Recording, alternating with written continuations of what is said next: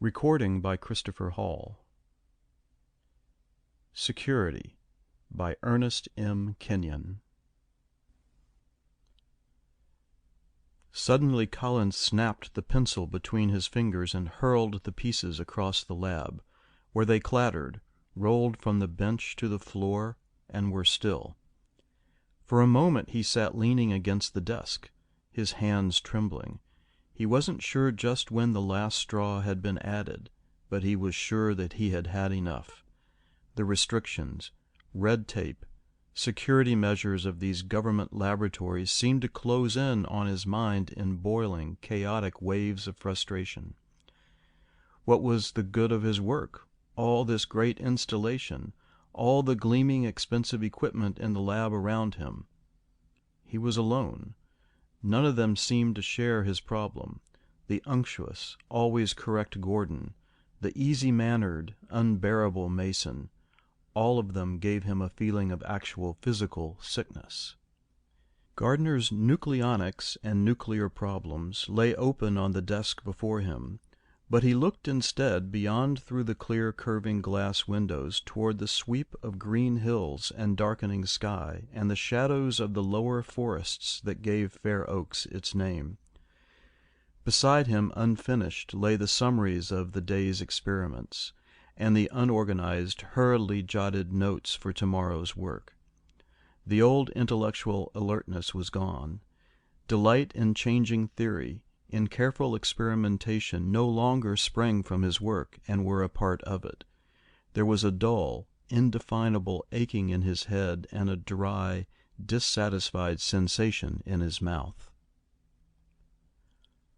Along the ordered walks below his laboratory windows, workers and technicians streamed toward the gates, checking out for the day through the usual mass of red tape, passes, and Geiger tests. Lights were flicking on in the long east wing dormitory across the quadrangle, and the mess hall, where he had recently eaten a tasteless supper, was lighted. Shortly after restrictions had really begun to tighten up last fall, he had written to a worker who had published making a minor correction in his calculations and adding some suggestions arising from his own research.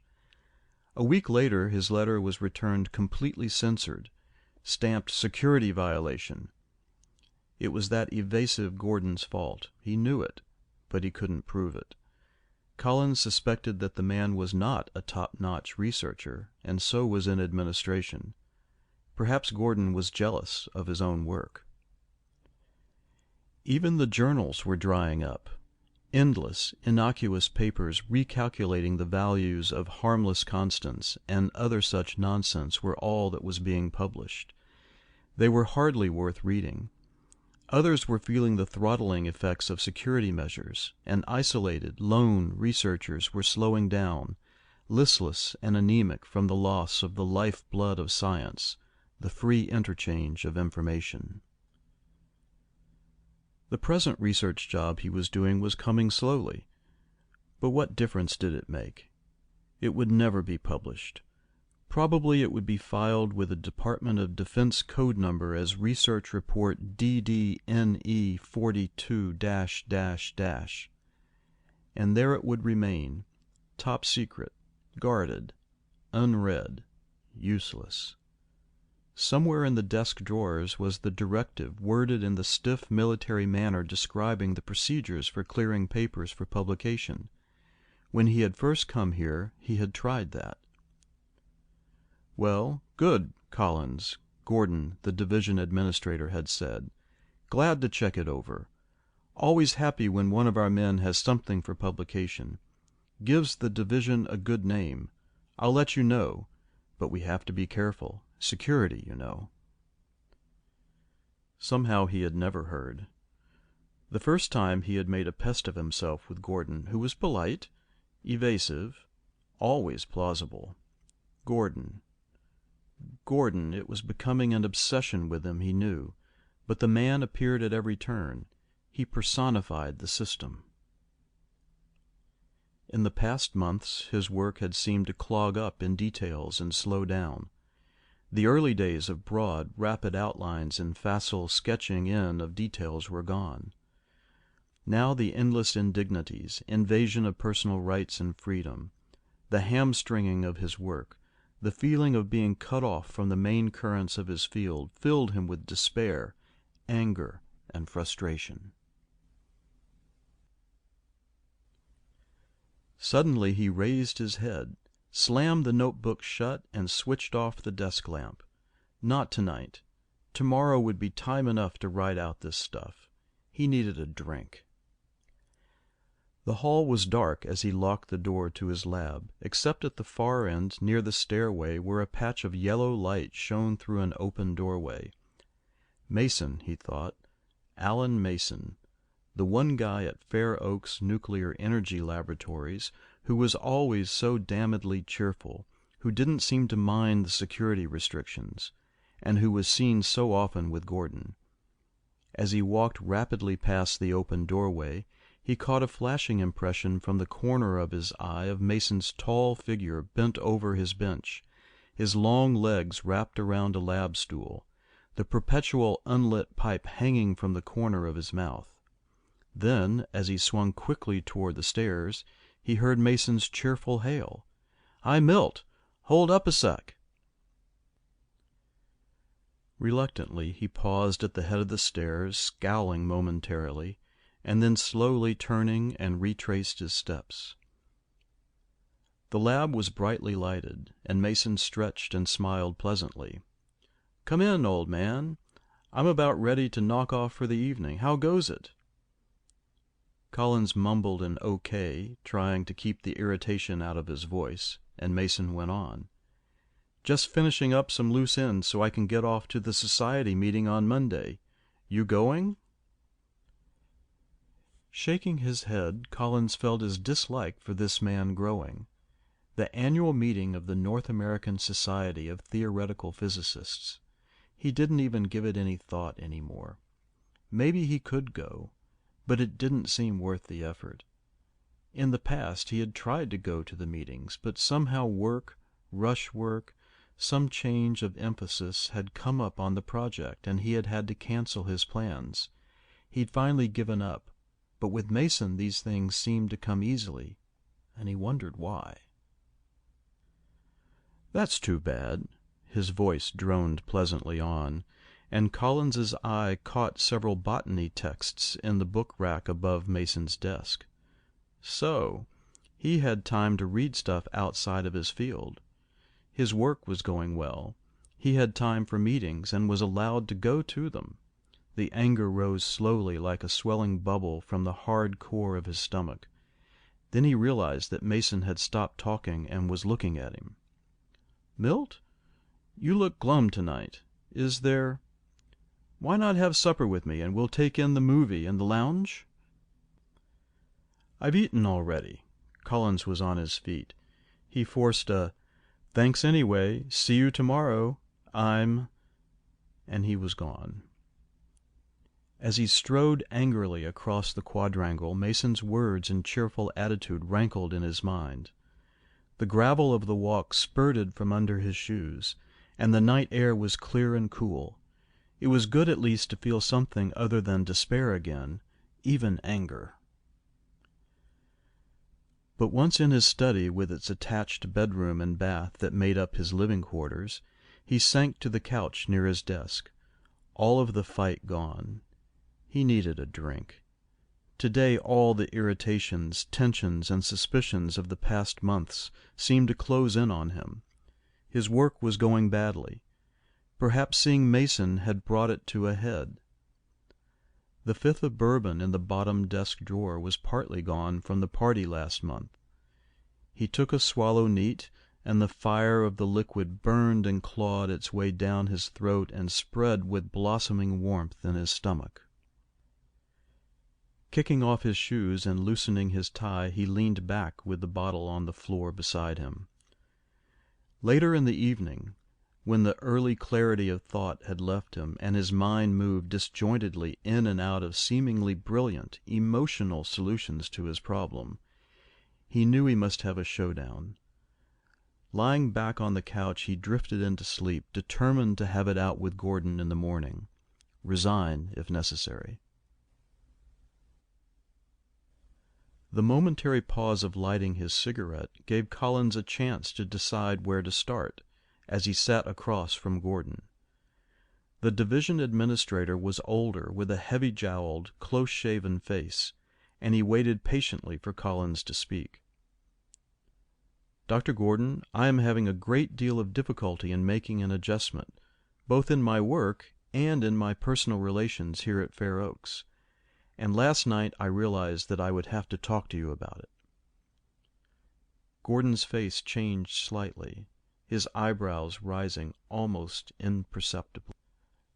"So what? How do you mean, Milt?" Use of the first name, the familiar approach, thought Collins, administrative technique number blank blank dash blank. "Dr. Gordon, these security measures we are under, the difficulty of publishing, of getting to scientific meetings, the problem of getting furloughs, lack of knowledge of what is going on in my own field, it's just a little too much. It's personally irritating, but it greatly hampers my work as well.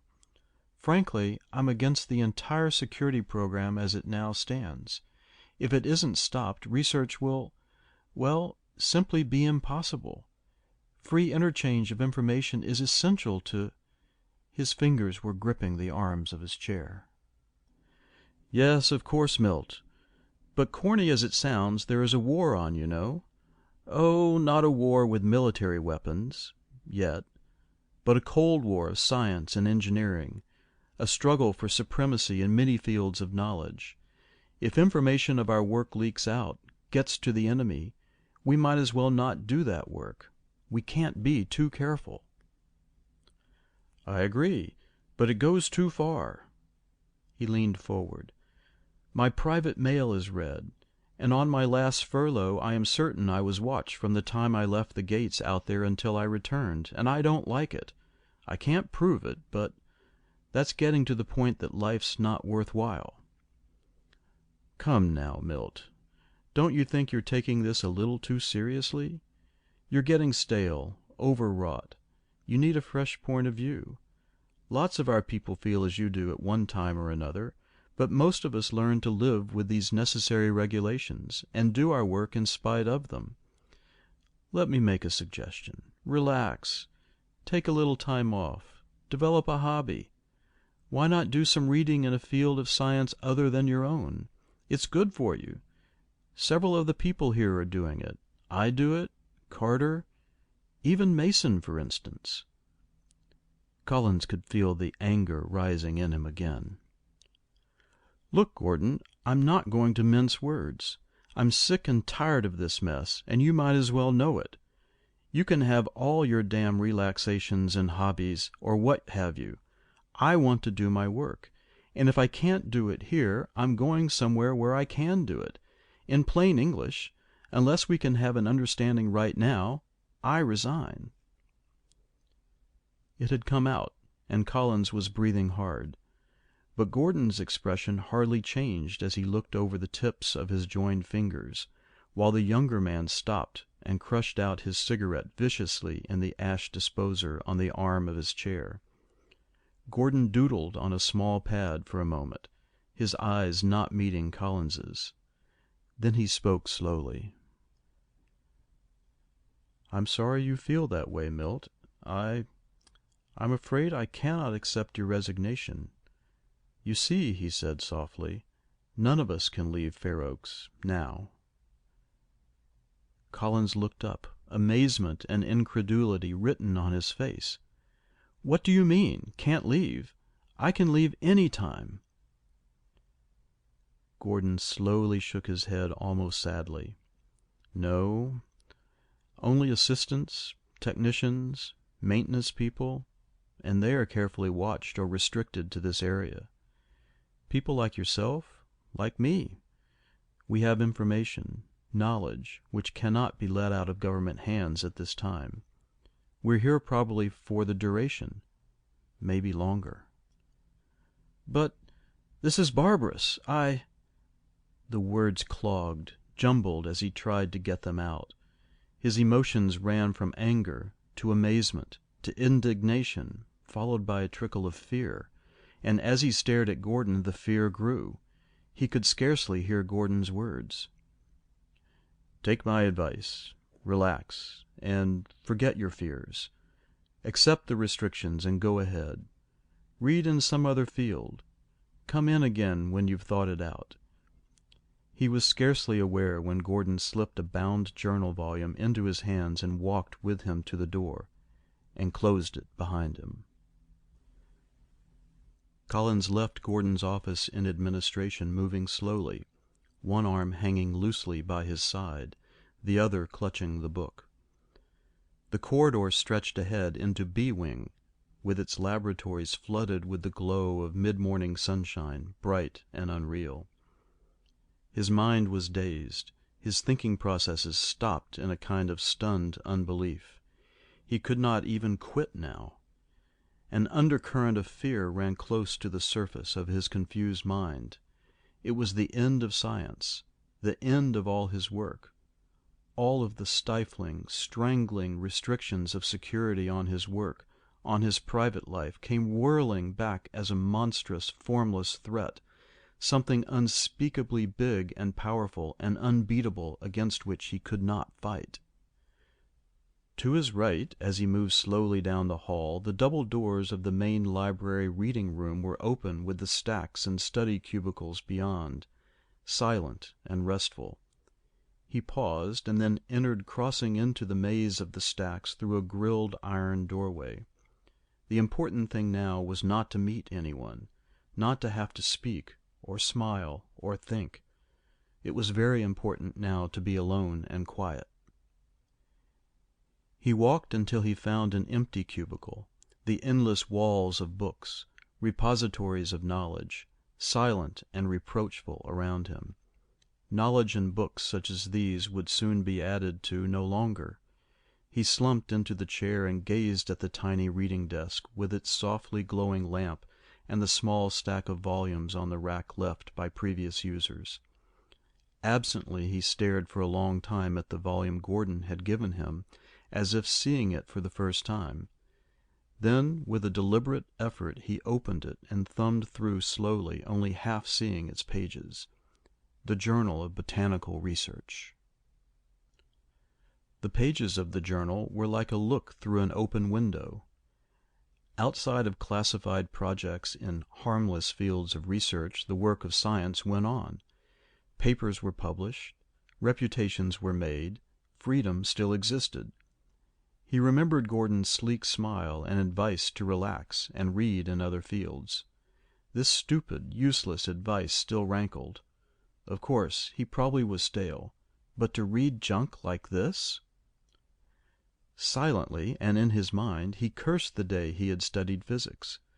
Better archaeology or zoology, anything. Suddenly he stopped rifling the pages and leaned forward, rapidly turning back to something that had caught his eye.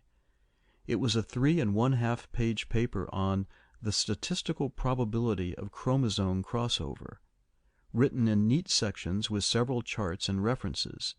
It was by M. Mason. Something clicked in Collins's mind. Read the journals. Mason's unconcern with security. The botany books on his desk the night before. It didn't make sense, but it added up to something. Mason knew something, and so did Gordon. He half rose. He had to get to the bottom of it. Clutching the bound journal, Collins turned and weaved through the stacks and out the library, waving the protesting librarian aside, and strode down the corridor toward the laboratories. The door to Mason's lab was partially open, and he looked up quizzically from taking an instrument reading as Collins burst in. "Mason, He planked the bound volume of the Botanical Journal on the lab bench beside the instrument, ignoring Mason's wince as the instrument needle quivered with the jar. "Did you write this?" His finger jabbed at the open page. Mason glanced at Collins, removed a pair of glasses from his white lab coat pocket, and putting them on, leaned forward and studied the page for a moment. "Yes, not bad either, though I shouldn't say it. I didn't know you were interested in botany." His voice was casual, with a slight questioning note. Collins suddenly felt ridiculous. What was he accusing the man of? Mason had a right to publish on anything he wanted to. Still a muddled series of half-facts, incidents, and suspicions chased through his mind. Mason walked over to his desk and, filling his pipe, sat down thoughtfully and leaned back, motioning Collins into a nearby chair. "I think I know what is on your mind, Milt. Maybe I can straighten this out. Gordon told me a little while ago that you wanted to resign." Collins stiffened. So these two were working together. "Milt, did you ever stop to think how lucky we are? Where can you get better equipment, help, cooperation in the country than here?" Collins leaned forward to speak, but Mason went on. "Oh, I know all the problems of security and how it strangles work."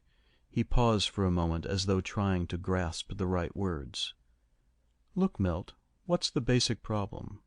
Why do security measures strangle research? Isn't it a matter basically of a breakdown in the interchange of ideas? Sure, and it has come about because there has been no method of communication which would not get to and be used by our enemies.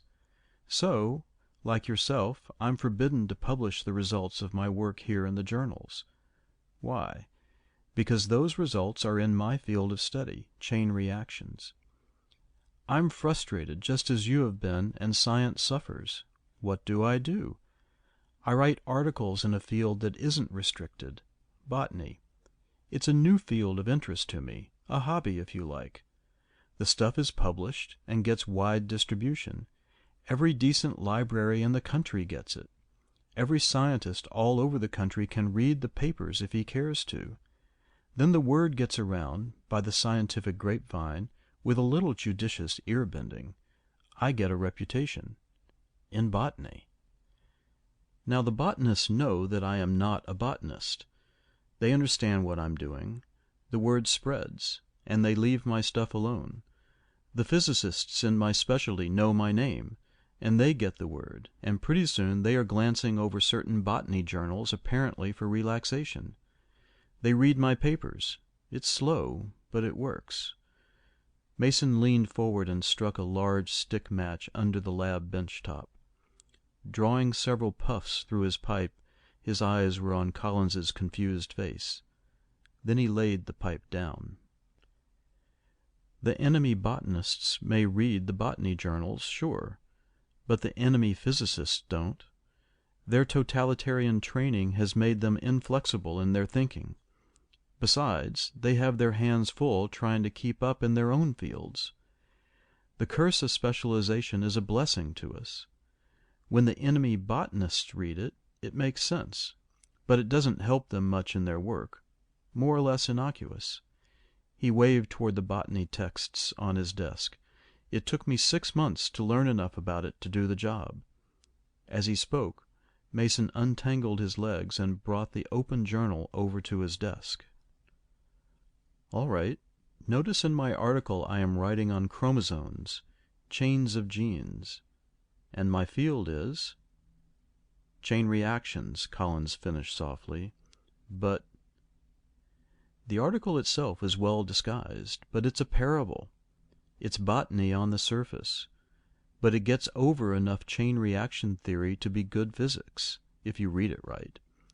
You see, botany is what you might call my code field." The bright light of noon shimmered on the white buildings and green lawns beyond the lab windows. Collins was silent and thoughtful. "Well, that's about all. Gordon knows. He's in with us. But the government doesn't suspect, yet.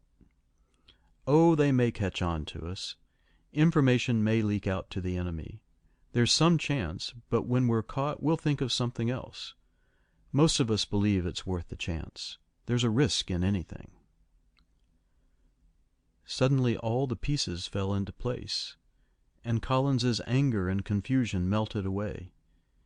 In its place was a sense of relief and hope for the future.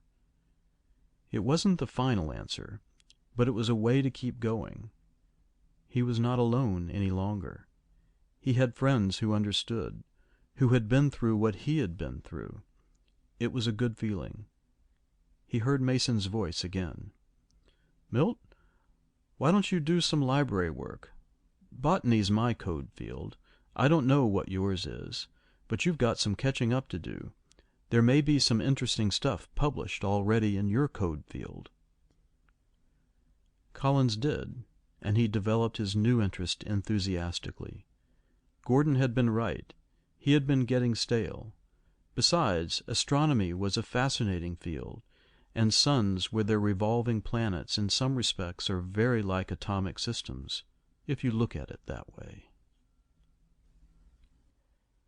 End of Security by Ernest M. Kenyon. Recording by Christopher Hall.